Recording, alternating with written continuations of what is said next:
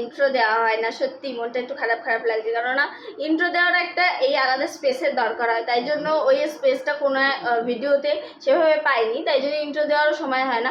ভাবি যে রেডি হয়ে একেবারে ইন্ট্রোটা দেবো, কিন্তু রেডি হয়ে বেরোতে বেরোতে একদম বেরোনোর এতটা চাপ থাকে যে একদম ইন্ট্রো দেওয়া হয় না। মানে তখন তাড়াহুড়ো করে বেরোনোর একটা চাপ থাকে, ভাবি যে তাড়াতাড়ি রেডি হয়ে যাবো, 1 ঘন্টা আগে রেডি হয়ে যাবো, কিন্তু না, ওই পুরো 1 ঘন্টা আমার লাগে।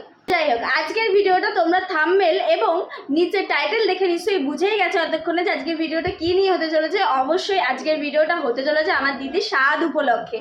হ্যাঁ, আগের ভিডিওতেও আমি দিদির স্বাদটা দেখিয়েছিলাম, কিন্তু সেই স্বাদটা ছিল দিদির শ্বশুর বাড়ির, আর এই স্বাদটা হচ্ছে এই বাড়ির, মানে দিদির বাপের বাড়ির। তো আজকের ভিডিওটা তোমরা পুরোটা দেখো, কেমন লাগলো অবশ্যই কিন্তু কমেন্টে জানিও। পুরোটা দেখো ভিডিওটা।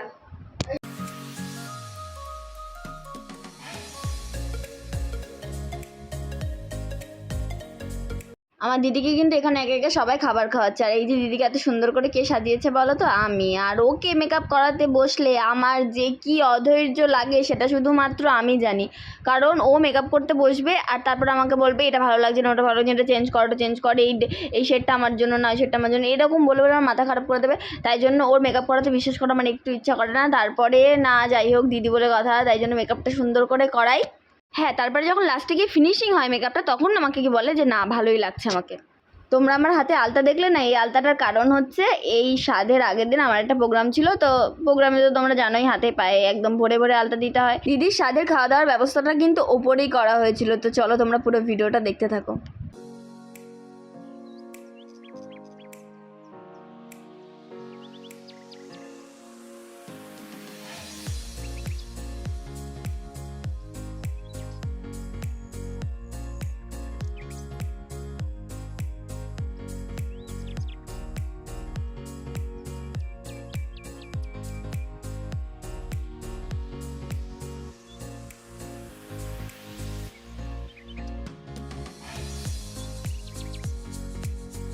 তো আজকের ভিডিও কিন্তু ছিল এই পর্যন্ত। ভিডিওটা কেমন লাগলো অবশ্যই কিন্তু জানিও।